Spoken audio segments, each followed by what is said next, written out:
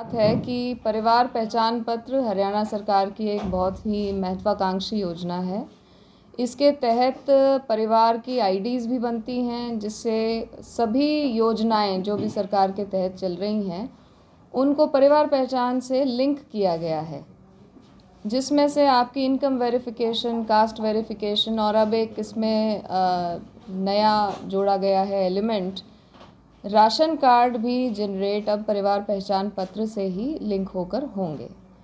So presently अभी कुछ काफ़ी जगहों पर एक सिटीजन्स को ये था कि शायद उनकी परिवार पहचान की आईडी बनवाते हुए इनकम या कुछ और जो उन्होंने डलवाई थी अपनी सीएससी पर डिटेल्स, उसमें कुछ कमी रह गई है या उसको अपडेट करने की ज़रूरत है, जिसके कारण से उनको राशन कार्ड का लाभ मिल सके। तो इस विषय में माननीय मुख्यमंत्री महोदय ने अभी इसी मंडे को 9 को सभी एडीसीज़ की मीटिंग भी ली थी और उन्होंने निर्देश भी दिए हैं कि जिन जिन सिटीजन्स की डिटेल्स को अपडेट करने की ज़रूरत है उसको टाइम रहते अपडेट किया जाए। प्रेफरेबली जब उसकी ग्रीवेंस आ जाए तो 21 दिनों के समय में, वैसे तो कोशिश करेंगे 15 दिन, पर 7 दिन ग्रेस पीरियड एक रख के 21 दिन में कम से कम उसकी जो डेटा अपडेशन है वो कर लिया जाए।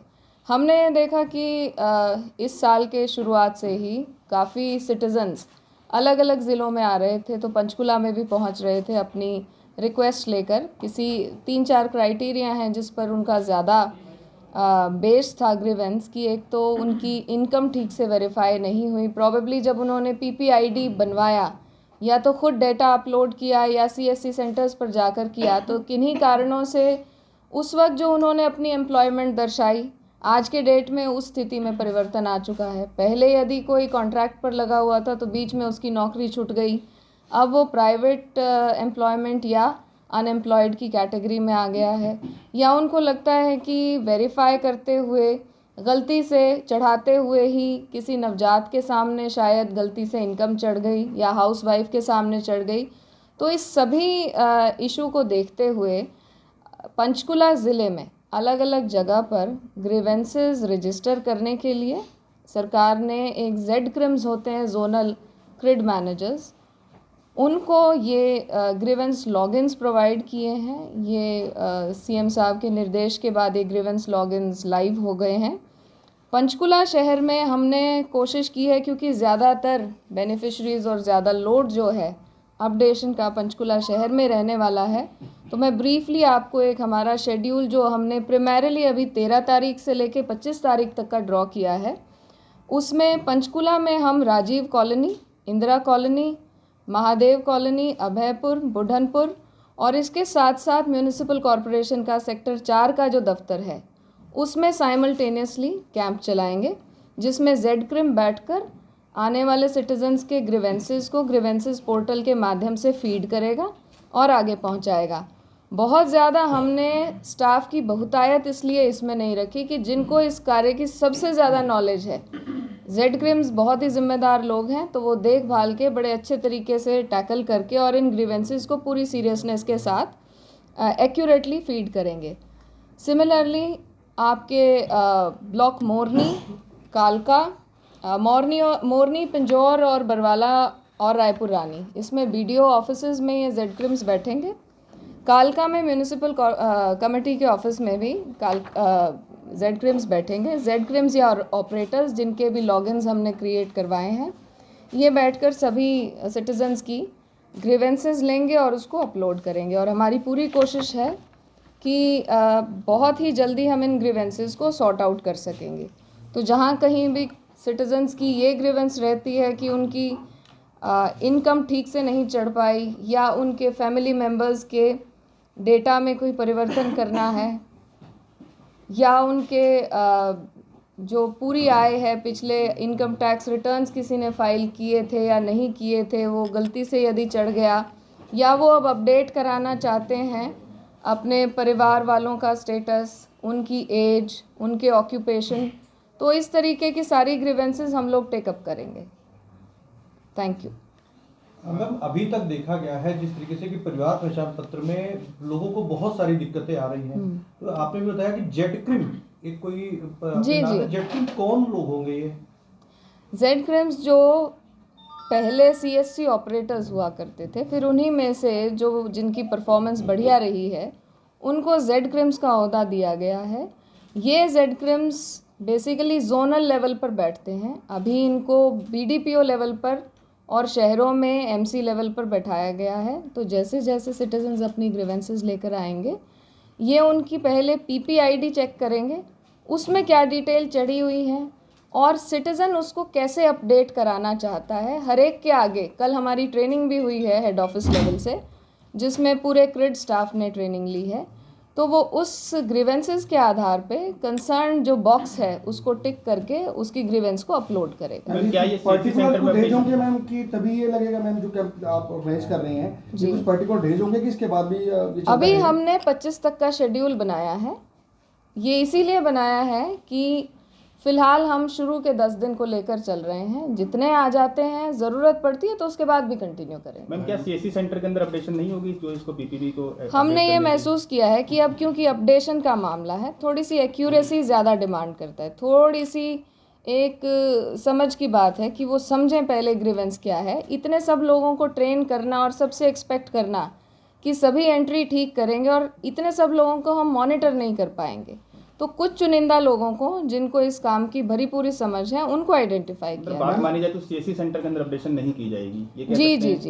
जी ये आपको प्रोवाइड भी करा देंगे हम, जो भी हमने स्पॉट्स फिक्स अभी किए लास्ट टाइम जो है अभी अंत्योदय सर्विस जो सेंटर बना रखा है उसमें आपने ये इसमें इन करेक्शन के लिए बुलाए थे सारे मैम भी बैठे थे वहाँ पे, और भी लोग बैठे हुए थे नीचे। लेकिन वहाँ पे होच पोच हो गया था मैम, बहुत छोटा रूम है और भी लोग काम कराने के लिए आते हैं। हाँ। तो क्या ऐसे में ऐसा नहीं कि कुछ बीमारी फैलेगी क्योंकि अब कोविड चल रहा है मैम, दिक्कतें आ रही हैं वहाँ पे क्योंकि बिल्कुल खचाखच भर गया था वो वाला कैबिन जो देखने नहीं, में शुरू में एकदम जैसे ही सिटीजन्स को पता लगा कि ये चीज़ एडीसी ऑफिस में ठीक की जा रही है, तो एक शुरू में दबाव था। बट धीरे धीरे क्योंकि स्टाफ से भी उनकी जब बातचीत हुई, मोस्टली लोग तो अपने डेटा को देखकर कन्विंस हो गए कि कोई करेक्शन की ज़रूरत नहीं है। लेकिन जिन जिन को ज़रूरत थी, पहले तो हमने अपने दफ्तर में और नीचे अंत्योदय सरल केंद्र में वो एंट्रीज़ करवाई हैं।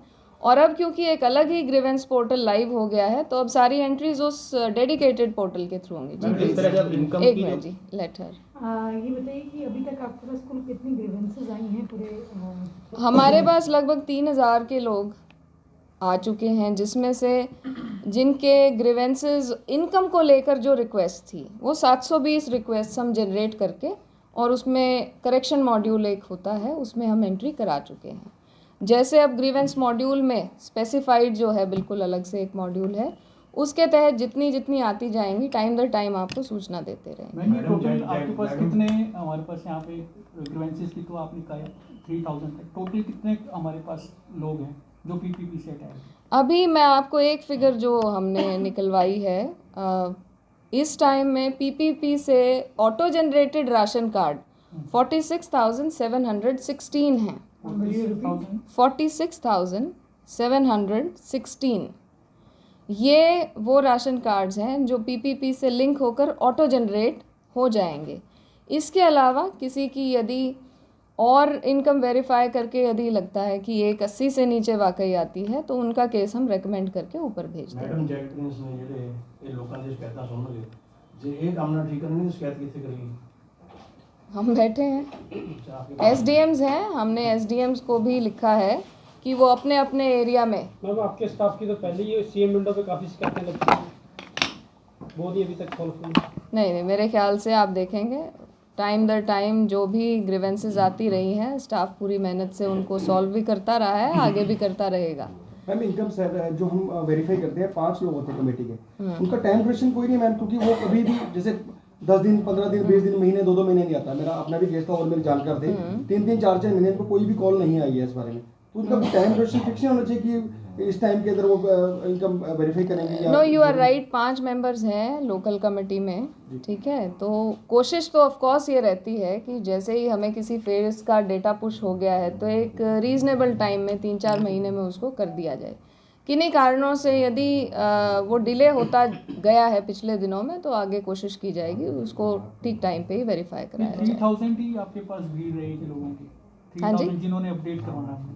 नहीं, ये या तो अभी तक 46,000? आए हैं, ये अभी तक आए हैं। नहीं, 46,000 वो हैं जिनके ऑलरेडी पीपीपी से राशन कार्ड अटैच हो बने हैं, ठीक है। अभी तक हमारे पास लगभग 3,000 लोग अपनी ग्रीवेंसेस लेकर आए हैं। अभी जब हम ग्रीवेंसेस लॉगिन के थ्रू सिटीजन्स की ग्रीवेंसेस लेंगे तो जैसे जैसे जो संख्या आती जाती है वो हम डेली बेसिस शेयर कर लेंगे। 46,000 में से ही आएगी ना? नहीं, एक्स्ट्रा जो और लोग सोचते हैं कि उनका राशन कार्ड बनना चाहिए था, लेकिन परिवार पहचान में आय अपडेट करने के वजह से, अपडेट ना होने के वजह से, क्योंकि जब PPIDs बने उससे लेके अब तक कईयों की स्थिति में परिवर्तन आ चुका है। कुछ लोग अपनी नौकरी खो चुके हैं। जिस वक्त PPIDs बनने लगे वो वक्त में और अब में अगर डिफरेंस आ चुका है या किसी की नौकरी बदल चुकी है तो उसकी आय कम हो गई है, तो उसको जैसे रीसेंट वेरिफिकेशन की ज़रूरत है। तो हम क्या करेंगे, उसका उसी रिस्पेक्टिव बॉक्स में एंट्री करके, और यदि रीवेरिफिकेशन की ज़रूरत है तो रीवेरिफिकेशन करेंगे। अगर उनके पास डॉक्यूमेंट है जिसके बेसिस पर हमको लगता है कि वाकई इनकी 81 से नीचे बनती है तो वो डॉक्यूमेंट्स लगा के अपलोड कर देंगे। सिटीजन्स या तो हमारे पास आके करा सकते हैं, और लोग यदि अपने आप इसको फीड कर सकते हैं पोर्टल पे। तो पोर्टल पे, मैं आपको अभी पोर्टल का बता भी देती हूँ। आज सरकार ने इसको पब्लिसाइज भी किया है। ये एक पर्टिकुलर पोर्टल बनाया गया है, वी विल बी प्रोवाइड, और 2 हेल्पलाइन नंबर्स भी हैं। पोर्टल है grievance.edisha.gov.in। ग्रीवेंस बता दीजिए मैम। हेल्पलाइन नंबर है जी 1800-180-2087 या 1967। सुबह 9 से 5 बजे तक इन हेल्पलाइन नंबर्स पर सभी वर्किंग डेज पे, टोल फ्री नंबर है। ये कालका की भी फिगर इसमें इंक्लूडेड है? जी, complete district.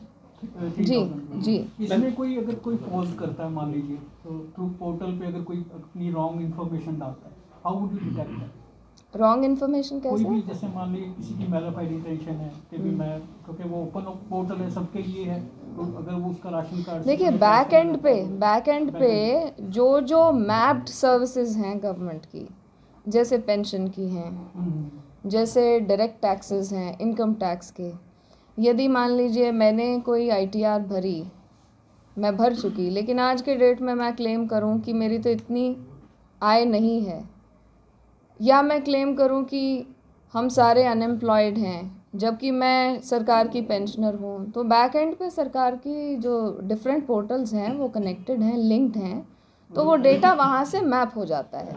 That is why this is such an ambitious and successful project of government of Haryana कि एक्चुअल जो बेनिफिशरीज़ हैं, एक्चुअल में जो 180 से नीचे आए वाले हैं, जिनको कि हम चाहते हैं कि सरकार की स्कीम्स का उनको फ़ायदा मिले, और जो सूडो बेनिफिशरीज़ या शैम बेनिफिशरीज़ हैं जिनकी आय भी ज़्यादा है लेकिन क्योंकि वो बेनिफिट्स ले जाते हैं तो कुछ एक्चुअल जो एलिजिबल बेनिफिशरीज़ हैं वो पीछे रह जाते हैं, तो ये PPP वाला जो है उसमें काफ़ी कारगर रहेगा। जी प्लीज़। पोर्टल जैसे अब कह रहा है कि पोर्टल अलग से बनाया जाए, तो पहले भी पोर्टल डाउन चल रहा है, क्या ऐसा तो नहीं कि इन दिनों में ये पोर्टल भी लोड ज़्यादा हो जाएगा? देखिए, जहाँ पर भी छोटी मोटी कभी कभार यदि कनेक्टिविटी के इश्यूज आते हैं तो हम अपनी टेक्निकल टीम को हेड ऑफिस में संपर्क कर देते हैं और वो रिजॉल्व भी कर देते हैं यदि ऐसी कोई दिक्कत लोग इससे बड़ा परेशान है, PPP है तो इन्होंने परमानेंट परेशानी पत्र कहना शुरू कर दिया। नहीं, मेरा सभी को मैसेज है कि इससे परेशान ना हो,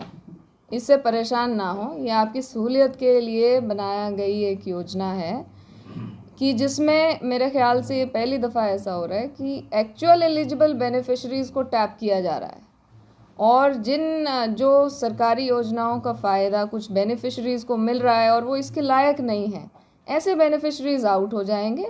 लेकिन सूनर और लेटर जो एलिजिबल सही मायने में बेनिफिशरीज़ हैं उनकी एंट्री होगी हर योजना में। मैम एक चीज बताइएगा कि जो अब जो कोई शिकायत लेकर के जाएगा जिसको अपना करेक्शन कराना, उसको कितने दिन में उसकी चीज़ें को रिजॉल्व हो जाएंगी? हम कोशिश करेंगे 15 दिन में हो जाए। 15 दिन में यदि नहीं हो पाया तो एक मीटिंग में डिस्कस हुआ था कि 7 दिन का ग्रेस पीरियड लेके हम कोशिश पूरी करेंगे कि इसी पीरियड में, ये तो मतलब एक एक्सटर्नल लिमिट है जल्द से जल्द जितना हो सकेगा वी विल ट्राई कि उनके ग्रीवेंसेस सॉल्व हो जाए। तब तक क्या लोगों के जिनके राशन कार्ड कट चुके हैं, क्या उन जिस तरह से बात की गई थी कि राशन कार्ड जो है जोड़ दिए जाएंगे, जिनके राशन कार्ड जिनको नहीं वो मिले, सीएम तो बात साहब ने मेरे ख्याल प्रेस कॉन्फ्रेंस करके कह ही दिया था कि उन्होंने उचित आदेश food and civil supplies department को दे दिए हैं। तो जैसे भी सीएम साहब का आदेश होगा डिपार्टमेंट्स उसको क्या इस महीने से कंप्लाई राशन मिलेंगे करेंगे। जिनके राशन कार्ड कट जी चुके हैं ऑलरेडी? जी जी। एक ही पूछ रहा था मैम, जैसे बच्चों के लिए पीपीपी आपने मैंडेटरी कर दिया, एडमिशंस में भी कर दिया और ये सब हो गया, तो जिनके पास नहीं है तो मतलब मान लीजिए इस ग्रीवेंसेस से गुजर रहे हैं, तो एक तरफ तो ग्रीवेंसेस में आपकी कंप्लेंट पड़ी हुई है, दूसरी तरफ बच्चा सफर कर रहा है, तो ऐसे नहीं में वो क्या बनवा solution लें, बहुत ही सिंपल मेथड है पीपीपी बनवाने का, उसको कोई दिक्कत नहीं है? कोई दिक्कत नहीं, बनवा लें ऑपरेटर के पास जाके अगर खुद नहीं बनवा सकते हैं तो। बच्चे के केस में ऐसा हो सकता है क्या जी? एडमिशन के टाइम पर पीपीआईडी तो बनवानी ही पड़ेगी और बहुत लंबा चौड़ा देर का काम नहीं है। One can go and get it done. या तो आदमी खुद फीड कर सकता है अपने डिटेल्स, खुद नहीं कर सकते तो आप ऑपरेटर के पास जाके। ज़्यादा परेशानी आई है ना बच्चों को, आई थिंक। नहीं बहुत सारे, अब तो मोस्टली स्कूल्स ने भी एक मुहिम चलाई थी